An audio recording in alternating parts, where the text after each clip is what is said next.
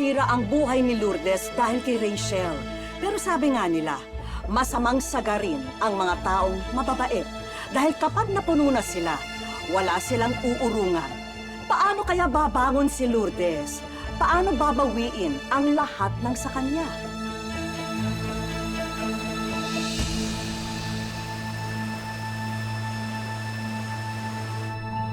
Alam mo, Abigail, anak. Alam mo, masaya ang daddy mo dahil magandang kumpanya ang napasukan mo para sa internship mo. Daddy, ginagalingan ko po talaga sa school, pati na rin po sa internship ko. Baka po sakaling pagka-graduate ko po, i-hire na po ako dito. Para naman po, makatulong na po ako sa inyo ni Mami. Alam ko po kasing nahihirapan na po kayo. Tumigil ka nga, Abigail. Pinapalabas mo ba na mahirap na tayo ngayon? Na bumagsak yung mga negosyo ko? Na nalulun ako sa sugal, kaya pati yung mansyon nakuha ng bangko? Kaya ngayon, bida-bida ka ngayon, ha? Na ikaw na yung mag-aahon sa atin sa kahirapan. Mami, hindi po ganun yung ibig kong sabihin. Gusto ko lang po makatulong. Alam mo, bastos ka talaga yung sumasagot ka pa eh.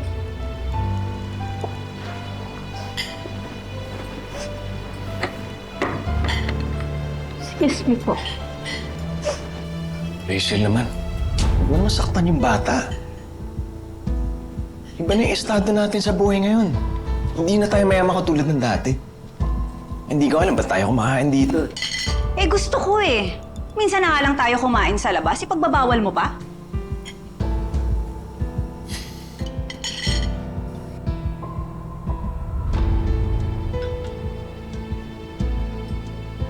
The total bill po is 10,500 pesos po. Will you be paying cash po or cards? Card.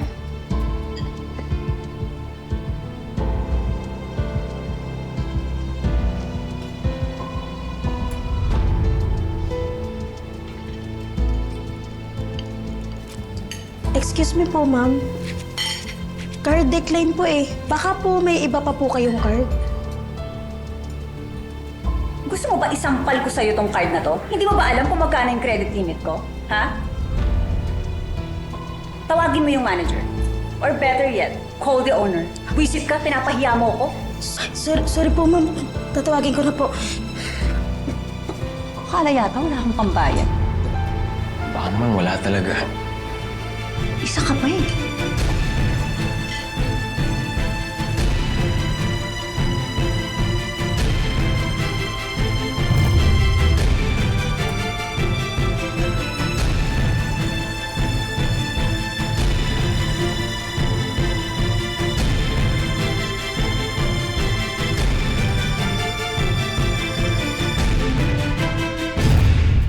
Yes.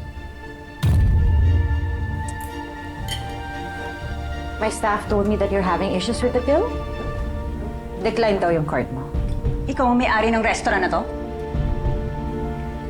Yes. I am the owner of this restaurant. At isa lang to sa maraming companies ko.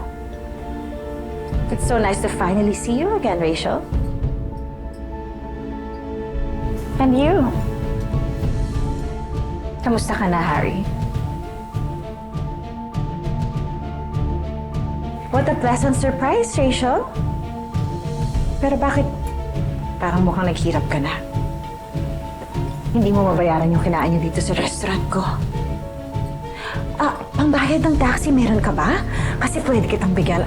Alam ko meron pa akong barya dito sa coin purse ko eh. Ang kapal ng mukha mo. Hindi ako patay gutom na katulad mo. Kung may patay gutom dito, ikaw yon. Ikaw nga hindi makabayad ng kinain mo, di ba? Baka gusto mo maghugas na lang ng pinggan dun sa kitchen namin. That way, you can pay your bill.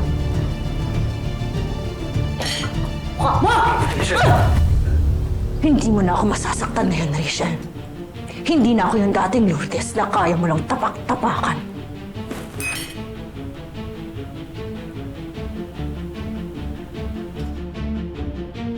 Mukha ka pa rin pulubi sa paningin ko. Kanino kang lalaki kumabit para yumaman ka? FYI, nagsumikap ako kaya yumaman ako. Ayan ang pera. Pangbayad mo sa taxi.